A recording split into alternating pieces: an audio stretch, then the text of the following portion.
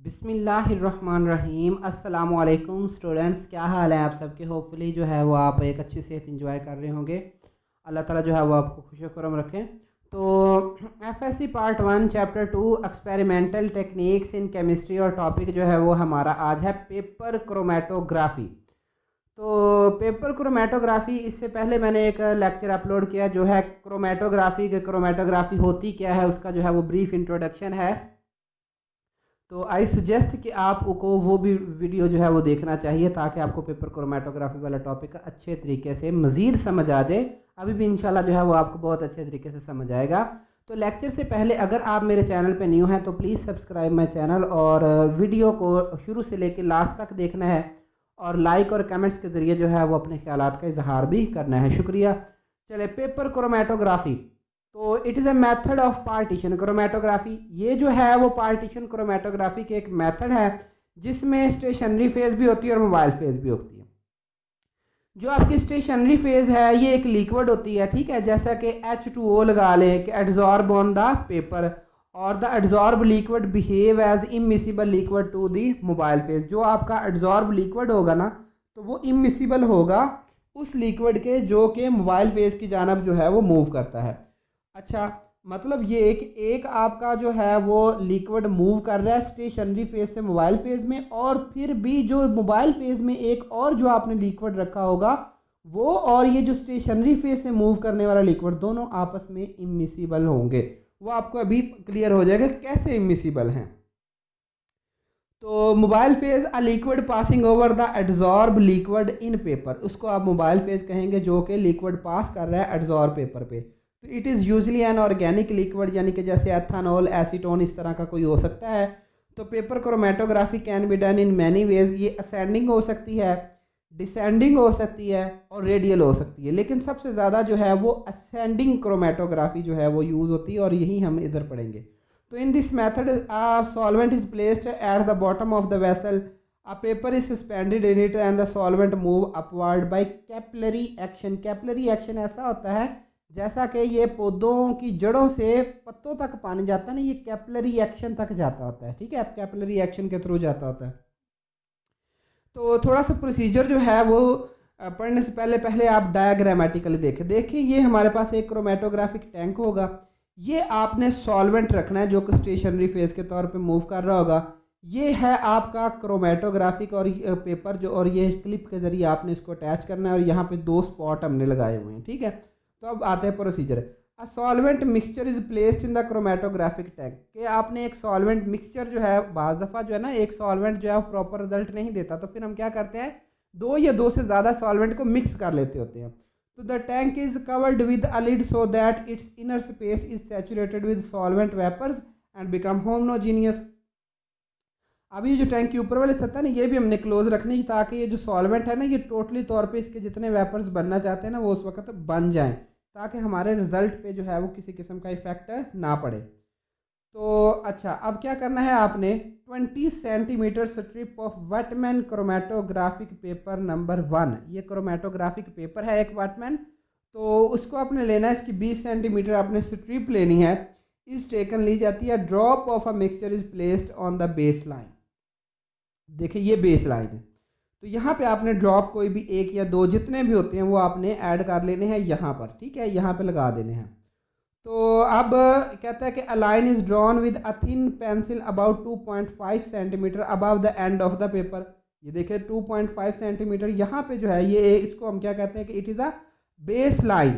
तो this is base line. To identify component spots of the known component में also be placed alongside. तो जब आपने किसी कंपोनेंट के जो है वो फाइंड आउट करना है तो आपने यहाँ पर उसके स्पॉट्स भी लगा देने हैं साथ ही बेस लाइन ड्रा करने के बाद। The paper is suspended in the chromatographic tank such a way that baseline must be above the level of solvent and the paper is dipped to the depth of 5 to 6 millimeter। फिर आपने इसको इस तरह से इस strip को tank में adjust करना है कि ये जो सॉल्वेंट है ना ये 5 से 6 मिलीमीटर तक इस लाइन को टच कर रहा हो और ये जो बेस लाइन है ये ऊपर होनी चाहिए। देखें यहाँ पर भी मैंने थोड़ी सी ऊपर रखी ताकि आपको आइडिया हो सके। तो ये बेस लाइन जो है वो काफ़ी ऊपर होनी चाहिए, वो नहीं, बेस लाइन नहीं आपने डिप करने देनी इसमें सॉल्वेंट में, ठीक है। सिर्फ पेपर क्रोमेटोग्राफिक जो पेपर है ना, ये क्रोमेटोग्राफिक, इसका नीचे वाला जो है वो हिस्सा होना चाहिए।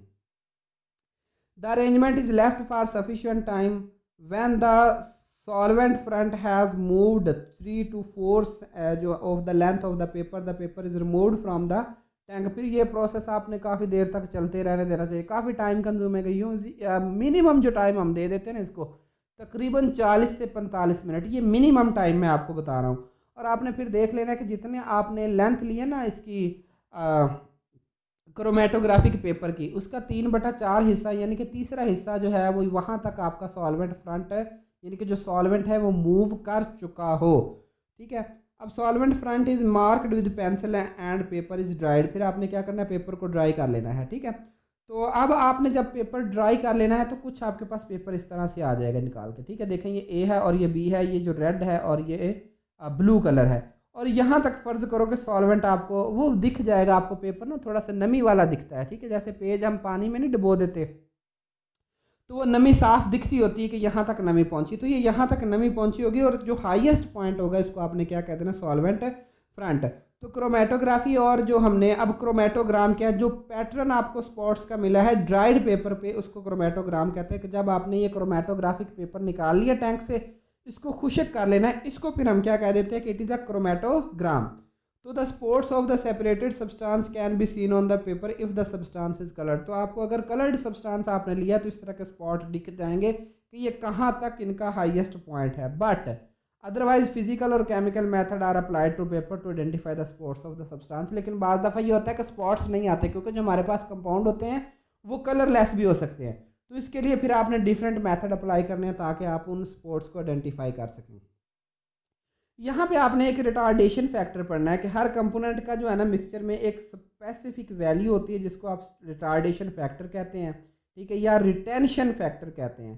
तो आरएफ वैल्यू जो है वो डिफाइंड करती है ratio of distance travelled by component from the base line to the distance travelled by the solvent from the base line. के कितना आपके कंपोनेंट ने बेस लाइन से जो है वो ट्रेवल किया है और कितना आपने आपके सॉल्वेंट ने जो है वो बेस लाइन से ट्रेवल किया, इन दोनों की रेशियो जो आप निकालेंगे उसको आप रिटेंशन फैक्टर या रिटार्डेशन फैक्टर कहते हैं। और उसको मैथमेटिकल ये लिखेंगे distance travelled by component from the base line, distance travelled by the solvent from the base line. अब फ्रॉम द फिगर, अब फिगर पे अगर हम देखते हैं तो हमें पता चलता है कि जो ब्लू स्पॉट है इसने 6 सेंटीमीटर तक मूव किया है और जो रेड है इसने 8 सेंटीमीटर तक मूव किया है। अब हम इसकी आरएफ वैल्यू निकालते हैं। तो आरएफ वैल्यू ब्लू के लिए देखें x/z, ये जो डिस्टेंस हमने ये वाला रखा है ना, इसको हमने कह दिया सॉल्वेंट का ये z है, ब्लू वाले को x कह दिया और रेड वाले को हमने y कह दिया। अच्छा, अब देखिए आरएफ वैल्यू 6/10 सेंटीमीटर, सेंटीमीटर ये यूनिट्स आपस में कैंसिल तो 0.6, इसी तरह 8/10 तो 0.8 आ जाएगा। अब आर एफ वैल्यू की कोई यूनिट नहीं होता, ये एमसीक्यू के लिए बड़ा अहम पॉइंट है कि R F value has no unit since it is the ratio of two similar quantity, दो एक जैसी क्वांटिटी, मतलब ये भी सेंटीमीटर में ये भी सेंटीमीटर में, अगर ये मिलीमीटर में ये मिलीमीटर में, ठीक है, अमूमन तो सेंटीमीटर ही आता होता है। तो दो सेम जैसे एक जैसे कंपाउंड होने की वजह से, एक जैसी जो वैल्यूज होने की वजह से दिस विल बी कैंसल। तो are F value is always less than 1 और आर एफ वैल्यू हमेशा 1 से कम होती है। ये बात आपने ज़हन नशीन अच्छे तरीके से कर लेनी है। शुक्रिया जी, जज़ाकल्लाह। कमेंट्स करके ज़रूर मुझे बताइएगा अपने